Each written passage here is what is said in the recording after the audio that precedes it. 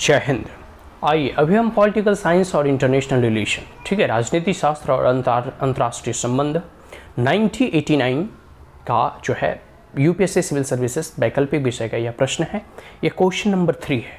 तो आइए हम क्वेश्चन को पढ़कर समझने का प्रयास करेंगे कि इस क्वेश्चन के अंतर्गत क्या पूछा गया और किस प्रकार के प्रश्न प्रीवियस ईयर में UPSC civil services political science international relation वैकल्पिक विषय के अंतर्गत पूछे जाते हैं। ठीक है, तो ये क्वेश्चन नंबर 3 है, इसे ध्यान से सुने। It would be of lasting benefit. It would be of lasting benefit to political science. ठीक है, if the whole concept of state sovereignty were surrendered.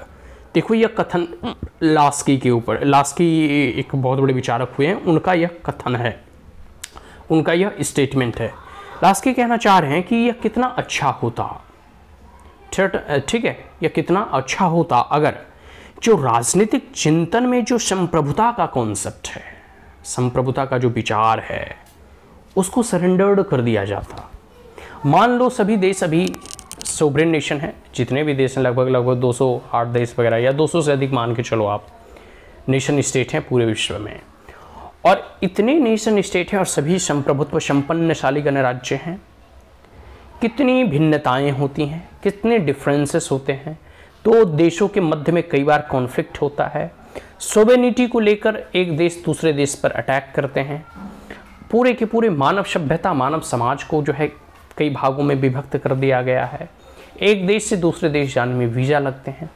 तो इस प्रकार की जटिलताएं जितनी भी हैं, तो लास्की का कहना सही है कि कितना अच्छा होता कि राजनीति शास्त्र में अगर हम सोवेनिटी के कॉन्सेप्ट को सरेंडर कर देते। लेकिन इसके साथ साथ यह भी है कि मान लो कि आप सोवेनिटी के कॉन्सेप्ट को सरेंडर कर देते हैं, तो जो देश अच्छी इकोनॉमिक डेवलपमेंट कर रहा है वही सब लोग चले आएंगे, तो फिर उसका भी हालत ख़राब हो जाएगा। क्योंकि आप देखोगे पहले के ज़माने में कोई ऐसा सोवेनिटी का कॉन्सेप्ट उतना नहीं था, राजे रजवाड़े हुआ करते थे, तो उनकी सीमाएं बदलते रहती थी। एक राजा दूसरे राजा पे आक्रमण कर दिया, तीसरे राजा ने उसके साथ मिलकर उसके ऊपर आक्रमण कर दिया। तो इस प्रकार की संप्रभुता जो है सीमा रेखा के साथ बढ़ते और घटते रहती थी। बात समझ में आया? तो हर चीज़ का कुछ ना कुछ प्रोज एंड कॉन्स है, हर चीज़ के कुछ न कुछ कह सकते हो खामियां और कुछ ना कुछ अच्छाइयाँ हैं। तो सोवेनिटी और संप्रभुता को जब आप पढ़ोगे पॉलिटिकल थ्योरी में, तो आपको लगेगा कि ये बहुत ही अच्छा चीज़ है। लेकिन वहीं जब आप देखोगे कि इसके कुछ नकारात्मक पहलू, तो आपको लगेगा इसे नहीं होना चाहिए। तो खैर ये लास्की के अपने विचार हैं, और जो बड़े बड़े थिंकर, पॉलिटिकल स्कॉलर और पॉलिटिकल थ्योरिस्ट जब अपने विचारों को व्यक्त करते हैं, तो उसके पीछे उनके अपने तर्क होते हैं। ठीक है, तो ये लास्की के द्वारा कहा गया यह कथन है, और इस कथन से आप क्या समझते हैं, आपको इसको जो है डिस्क्राइब करना है।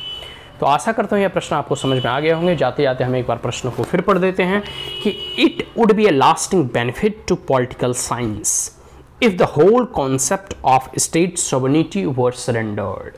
लास्की। ठीक है, अब हम लोग जो है नेक्स्ट क्वेश्चन नेक्स्ट वीडियो में पढ़ने का और समझने का प्रयास करते हैं। Is that clear? That's all. Thank you, have a great day.